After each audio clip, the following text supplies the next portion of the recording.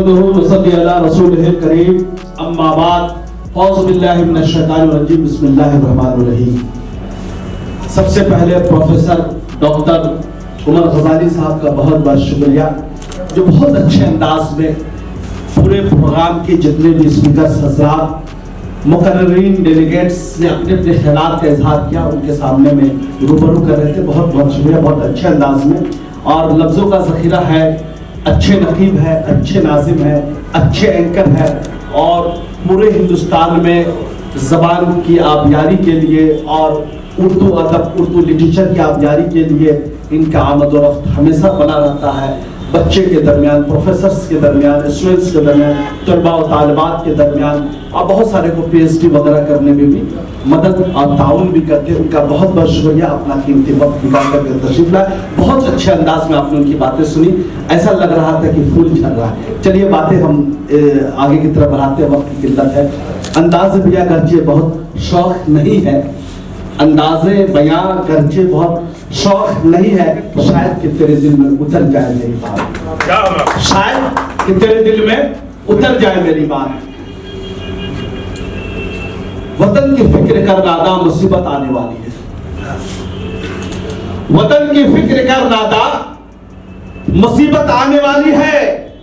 वतन की फिक्र कर नादा, मुसीबत आने वाली है। तेरे बर्बादियों के मसवरे हैं आसमानों में।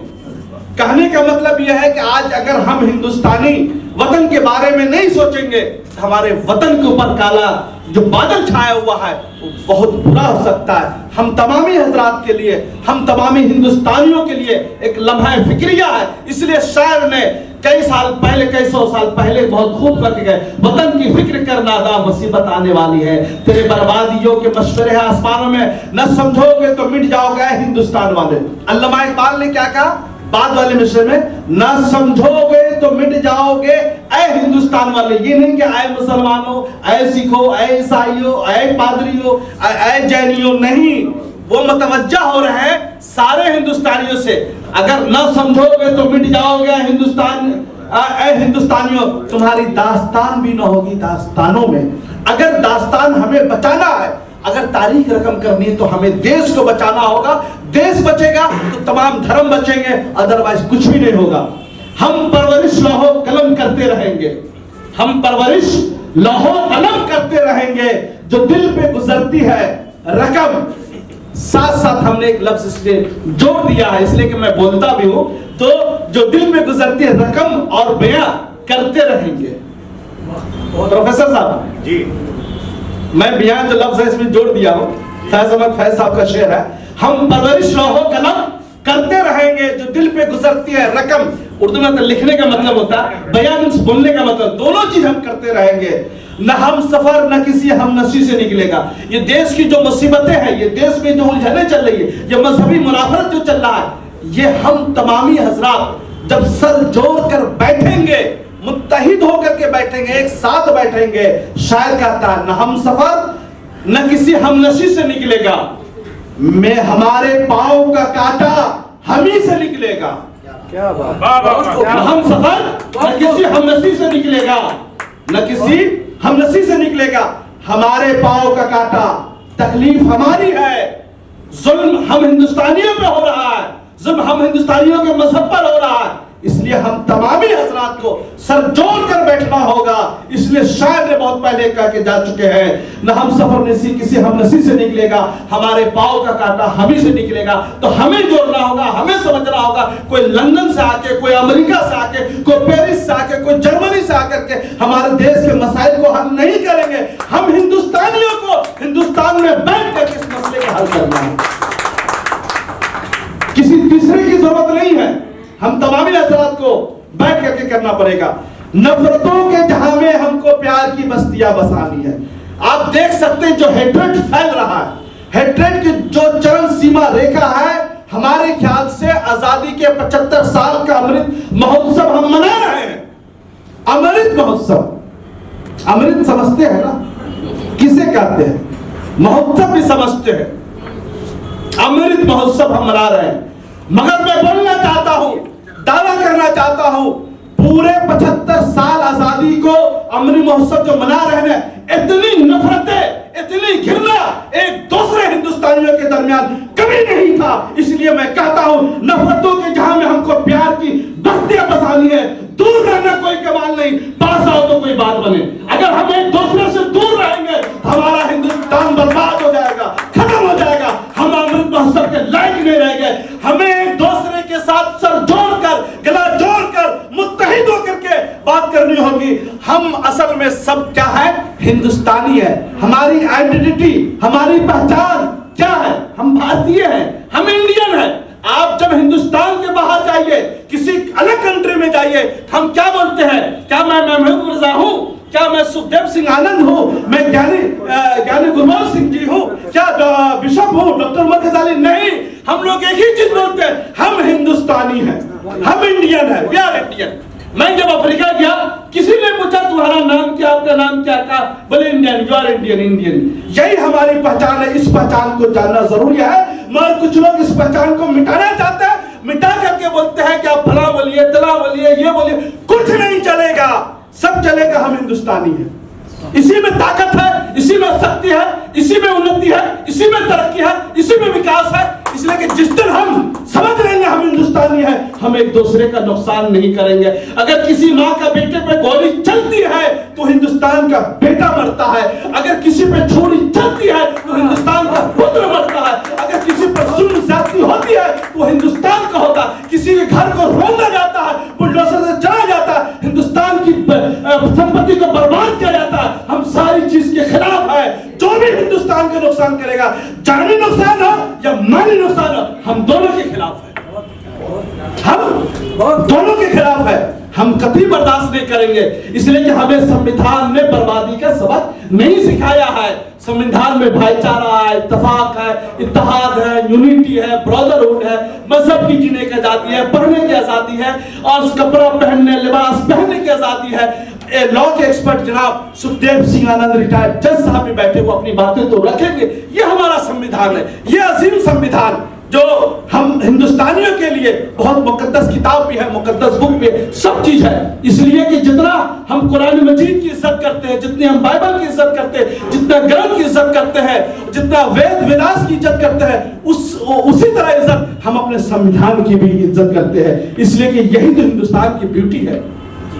एक ही चीज मैं कहना चाहता हूं, नफरतों के जहां में हमको प्यार की बस्तियां बसानी है। दूर रहना कोई कमाल नहीं, पास आओ तो कोई बात बने। इस आग में हमको जलना है, ये दर्द भी हमको सहना है। ये आग जो लगाई गई है नफरत की, हिंदू मुसलमानों की, मजहब के नाम पर जो राजनीति आग लगाई जा रही है, बड़े पैमाने पर लगाई जा रही है। मैं एकदम दावे के साथ कह रहा हूं, अगर हम लोग आज नहीं सुधरे, अगर हम लोग आज इसके ऊपर गौर फिक्र नहीं किया, तो आने वाला वक्त जो हिंदुस्तानियों के लिए बहुत खराब होने वाला है। आप जान सकते हैं हिंदुस्तान की माशी हालत, अर्थव्यवस्था, इकोनॉमिकली इतना चरमरा गया, इतना खत्म हो चुका है ना, ये सुधरना मुश्किल है। इसलिए मजहब का अफीम डाल के लोगों को पिलाया जा रहा है। मजहब में आइए, नौकरी मत मांगिए, कारोबार मत पूछिए, हेल्थ के बारे में सवाल मत पूछिए, बच्चे को मत पूछिए। आप मजहब के अफीम में इतना डाल दिया जाएगा ना, आप सरकार से नौकरी के बारे में पूछेंगे नहीं, आप सरकार से हेल्थ सिस्टम के बारे में नहीं पूछेंगे, आप सरकार से अर्थव्यवस्था के बारे में नहीं पूछेंगे। मैं यकीन और वादे के साथ मीडिया के सामने में मैं अपनी बातें रख रहा हूं कि अगर 2014 के बाद अगर किसी हिंदुस्तानी का इनकम लेवल बढ़ा, एक आदमी हमको खड़ा होकर के बोलने नहीं मिलेंगे।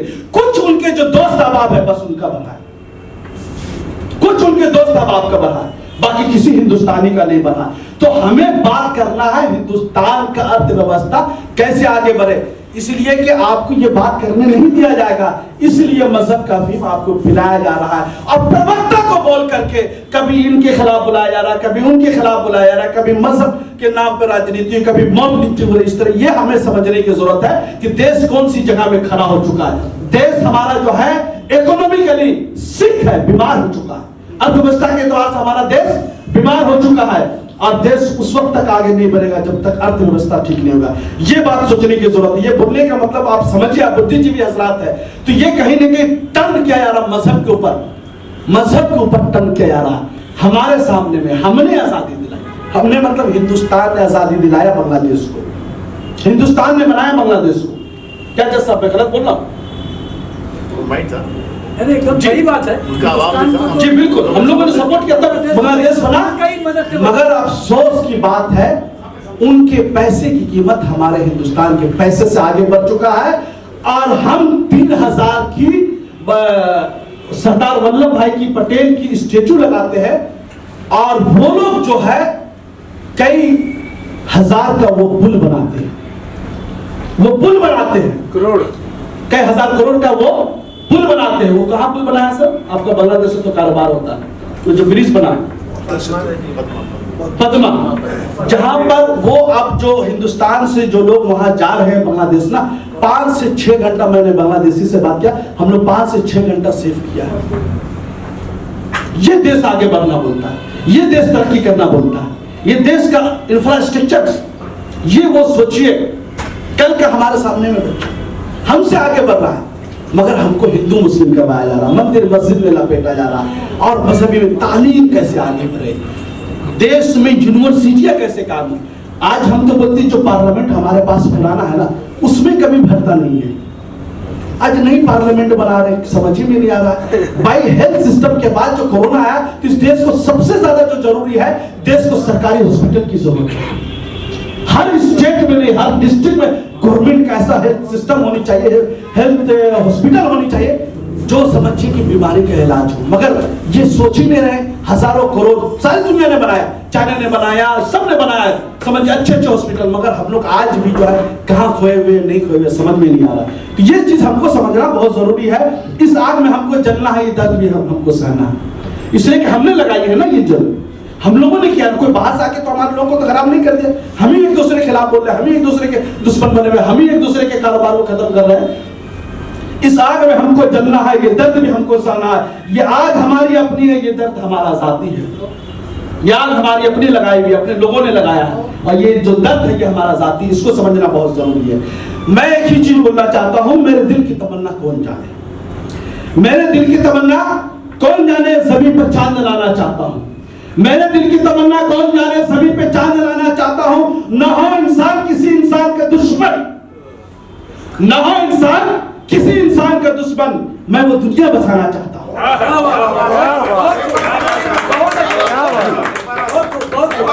न हो इंसान किसी इंसान का दुश्मन, मैं वो दुनिया बसाना चाहता हूं। दुनिया का सबसे बड़ा मजहब मोहब्बत का मजहब है।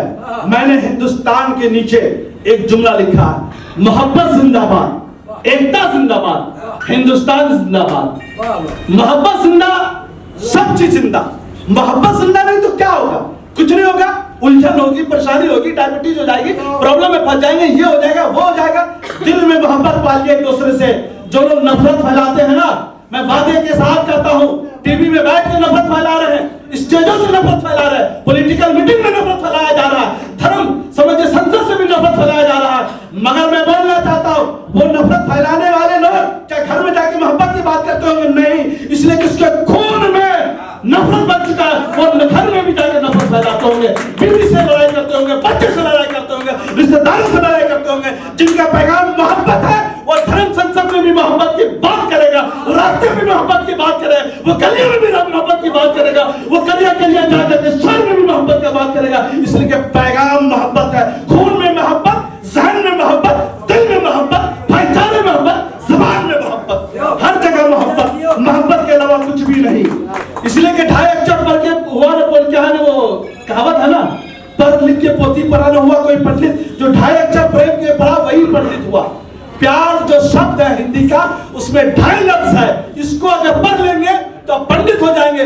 लाख पोथी पढ़ लीजिए, किताब पढ़ लीजिए, तो नफरत अगर आपने पढ़ी है तो नफरत ही फैलाएंगे। आपने अगर गांधी जी को पढ़ा है, भगत सिंह को पढ़ा है, मौलाना अब्दुल कलाम की आइडियोलॉजी को पढ़ा है, सरदार वल्लभ भाई पटेल को पढ़ा है, रविंद्रनाथ टैगोर को पढ़ा है, विद्यासागर को पढ़ा है, सुभाष चंद्र बोस को पढ़ा है, अल्लामा इकबाल को पढ़ा है, तो आप जरूर मोहब्बत पढ़ें। इसलिए उनकी आइडियोलॉजी मोहब्बत की आइडियोलॉजी थी, भाईचारे की आइडियोलॉजी थी, इत्तेफाक की आइडियोलॉजी थी। इसलिए कि देश को जो आजादी जो मिली है ना, उसमें कहीं ना कहीं मोहब्बत का पैगाम था। हम हिंदुस्तानी को अंग्रेज तो डिवाइड कर रहे थे, क्या कर रहे थे? डिवाइड कर रहे थे, बांट रहे थे अलग अलग फिरकों में। इसलिए यही वो अंग्रेज है जो हिंदू भाइयों के लिए पाठशाला बनाया और मुसलमानों के लिए मदरसा कायम किया। क्या सर, मैं गलत बोल रहा हूं? जी सही है, बोलिए असलम साहब। सही है, सही है।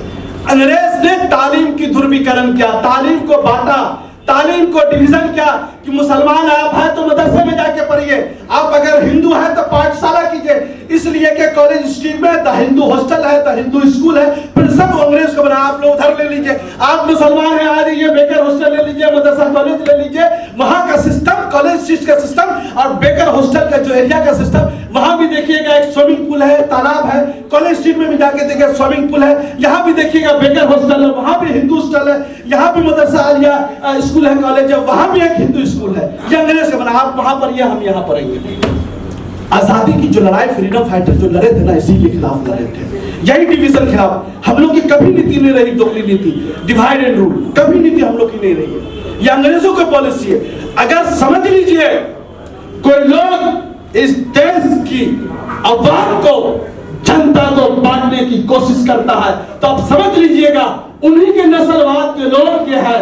भले उनके तन गोरे थे, इनके तन काले हैं, मगर वही नस्ल आ रही है बांटने की। ये समझ के होशियार हो जाएगा, उनका नाम कुछ भी हो, ये उनको अंग्रेज को ही अपना सब कुछ मानते हैं। हम लोग तो गांधी जी के मानने वाले हैं, भगत सिंह के मानने वाले हैं, मौलाना अब्दुल कलाम आजाद के मानने वाले। इन्होंने कभी नहीं बताया कि हिंदुस्तानी दूसरे हिंदुस्तानी से नफरत करे, भाईचारे का प्रोग्राम दिया। तो यही चीज है, यही सबसे ज्यादा मामला है, ये हमें समझना है। धर्म संसद का मतलब यही है, भाईचारा, इत्तेफाक, इत्तेहाद, यही चीज है। हम आगे बढ़ते हैं। क्या खाक वो जीना है जो अपने ही लिए हो? क्या खाक वो जीना है जो अपने ही लिए हो, खुद मिट के किसी और को मिटने से बचाया जाए। मतलब आप समझ लीजिए, अगर हमें देश को बचाना है, अपने भाइयों को बचाना है, किसी के गले पे छुरी ना चले, किसी के घर पे बुलडोजर ना चले और किसी को पुलिस गोली से ना मारे, तो हमको मिट करके अपने देश को बचाना होगा, अपने लोगों को बचाना होगा। याद रखिए, यही पैगाम है, सिंपल पैगाम है। देखिए कोई फलसफा, कोई फिलोसफी मैं लेकर के मैं नहीं आया हूं, आम बात है, दिल की बात है, दिल से कर रहा हूं। ये समझने की जरूरत है, यही मैसेज है। सिंपल साधारण, हमेशा जो अच्छाई का मैसेज होता है ना, वो सिंपल होता है, साधारण होता है, जो आपके दिल में असर करेगा। सिंपल मैं बात कर रहा हूँ, बहुत सिंपल सवाल में बात कर रहा हूँ, ताकि आपके दिल में मेरी बात असर करे और हमारी जिंदगी में भी हो। हम आते रहे, हम आते रहेंगे। आपने देखा है, जब जब इस देश को जरूरत पड़ी है, जब जब मुल्क खतरे में पड़ा है, तो हम हमेशा से आपके दरमियान आते हैं और हमेशा से आते रहेंगे। हम आते रहे, हम आते रहेंगे, मोहब्बत की रस्में निभाते हैं और निभाते रहेंगे। मोहब्बत की रस्में निभाते हैं, निभाते रहेंगे। एक आग है सीने में तस्वीर बदलने की, एक आग है सीने में तस्वीर बदलने की, तुम साथ जरा दे दो। हमारे साथ जितने भी हजरात बैठे हुए उन तमाम से मैं मुद्दमाना गुजारिश करता हूँ, रिक्वेस्ट करता हूँ, निवेदन भी करता हूँ कि तुम साथ जरा दे दो। ये मुल्क सजाना है, ये मुल्क सजाना है, सजाने के लिए काम कर रहे हैं, बनाने के लिए काम कर रहे हैं। बहुत देखिए, जो लोग नफरत जो फैलाते हैं ना, नफरत की चरम सीमा रेखा। मैं बार बार नफरत और मोहब्बत इसलिए बोल रहा हूं कि आपको समझाना मैं चाहता हूं। मैं तो चले जाऊंगा, आप भी चले जाएंगे, मगर कुछ लोग ऐसी वैसी बातें करेंगे, इस तरीके से तोड़ मरोड़ की बातें करेंगे, जो हिंदुस्तान में आज से 200 साल पहले, 400 साल पहले, 500 साल पहले हुआ, उस स्टोरी को ला करके आपके सामने में रखेंगे। बोले यहाँ पर जुल्म हुआ था, वहां जुल्म हुआ था, वहां हो गया। अरे हमने किया आप पर जुल्म? महबूब रजा ने किया है, फैसल खान ने किया, ये सुखदेव सिंह आनंद ने किया। भाई जो जुल्म किया उनका दौर अलग था, वो राजा रजवाड़ा का दौर था। वहां लड़ाई होती थी, सल्तनत के लिए, हुकूमत के लिए लड़ाई होती थी, और वो लोग एक दूसरे के जो है दोस्त भी होते थे, दुश्मन भी होते थे। वो पॉलिटिकल अफेयर था, राजनीतिक लड़ाई हुआ करती थी। आप उस लड़ाई को आज के कुछ लोग हिंदू मुसलमान की लड़ाई से जोड़ करके पेश कर रहे हैं। यह समझना जरूरी है, ये इशारा मैं दे रहा हूं। आप समझिए, आप बुद्धिजीवी आदमी है। उस दौर की लड़ाई को 200, 300, 4 साल पहले जो हिंदुस्तान में हुई है, पॉलिटिकल लड़ाई थी, वो समझिए तख्त की लड़ाई थी, सत्ते की लड़ाई थी।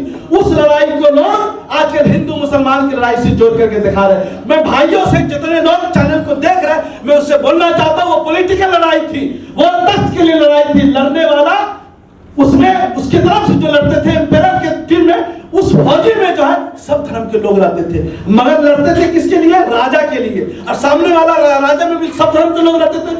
ये समझना जरूरी है। अगर कोई बोलता है किसी मुसलमान राजे ने या किसी हिंदू राजे ने मुसलमानों को मारा या मुस्लिम राजे ने हिंदुओं को मारा, तो उसकी बात पर यकीन मत कीजिएगा, वो सत्य की लड़ाई थी, मजहब की लड़ाई नहीं थी। सत्ता की लड़ाई थी, मजहब की लड़ाई नहीं थी। यह समझना जरूरी है। इसलिए इस आग में एक आग है सीने में तस्वीर बदलने की, तुम साथ जरा दे दो, ये मुल्क को सजाना है। कहने का मतलब यह है, आदाब बदलते रहते हैं, तहजीब बदलती रहती है। आदाब बदलते रहते हैं, तहजीब बदलती रहती है। इंसान की फितरत साँचे में हालात की ढलती रहती है। सरकमस्टांसेस जैसे होंगे ना, उसे हम लोग को बदलना पड़ेगा, हमें सोचना पड़ेगा। जिस अंदाज में वो सोचते हैं, भाई वो बता रहे हैं कि 200 साल में जुल्म हुआ है, हमको उसी अंदाज में उसका ऑपरेशन भी करना जरूरी है, उसको बताना भी अपने लोगों को जरूरी है। अफसोस की बात यह है, मैं पॉलिटिकल अभी एक मिनट बाद बोलूंगा, हिंदुस्तान में जितनी अपोजिशन पार्टियां हैं ना, सब कमजोर हो चुकी है। हिंदुस्तान में जितनी अपोजिशन पार्टियां हैं वो कमजोर हो चुकी है। अगर ये अपोजिशन पार्टियां मुत्तहिद हो जाए इशूज पर, मैं नहीं बोल रहा कि एक साथ होकर इलेक्शन, इशूज पर मुत्तहिद हो जाए और बता दे, ऑपरेशन कर दे, 10 साल हमारे ख्याल से ये होने वाला है, 8-9 साल 9वां साल चल रहा है। इसको बोलिए अब डिबेट करने के लिए, तुमने हिंदुस्तान को क्या दिया है? वो छोटा सा माचिस का तिली भी नहीं दे सका, छोटा सा माचिस का तिली भी नहीं दे सका है। और चिराग और सूरज, लोग उसको सूरज बना रहे, चिराग बना रहे, ये कर दिया वो कर दिया। हम हिंदुस्तानियों का ईमानदारी का टैक्स का पैसा को सिर्फ मिसयूज कर रहे हैं। अपने कुछ कॉर्पोरेट फ्रेंड्स को जो है वो अरबोपति खरबोपति बना रहे हैं, देश की संपत्ति को बिक्री कर रहे हैं। तो ये लोगों को बताना है, सीबीआई हो या ईडी हो, एनआईए हो, अगर हम बोलते हैं तो हमारे ऊपर भी हो जाता है, इसके ऊपर भी हो जाता है, लोगों के बोलने के ऊपर जो है कदगन लगाया जा रहा। मगर देश का सबसे ज्यादा नुकसान उस वक्त हो रहा है जब हम बुद्धिजीवी हजरात, जब हम स्कॉलर हजरात खामोश हो गए हैं ना। जब से हम लिखने वाले राइटर जर्नलिस्ट नहीं लिख रहे हैं, जो मीडिया में बोलने वाले हजरात थे वो मीडिया में बोल नहीं रहे, जो लोग अपनी बात प्लेटफॉर्म से समाजी स्टेज पे बोलने वाले थे वो नहीं बोल पा रहे हैं। ये जो बुद्धिजीवी हजरात, इंटेलेक्चुअल हजरात जब से खामोश हुए ना, उसी वक्त से ये देश में सारी उलझने परेशानी हो गई है। इसलिए कि हम उसकी हर बात को आमन्ना सदकना कबूल कर लिया। सही गलत जो करे यार, जो होता होने दो, जो होता है होने दो। जिस दिन आप ये सोच लेंगे ना, उस दिन कुछ भी ठीक नहीं होने वाला है। इसका असर भले हमारे पर ना हो, मगर हमारे आने वाली नस्ल के ऊपर जरूर होगा। इसलिए मैं बार बार कहता हूं, मुझसे ना हो सकेगा बातिल का एहतराम, मुझसे ना हो सकेगा बातिल का एहतराम। मेरी ज़बान के वास्ते ताने खरीद लो।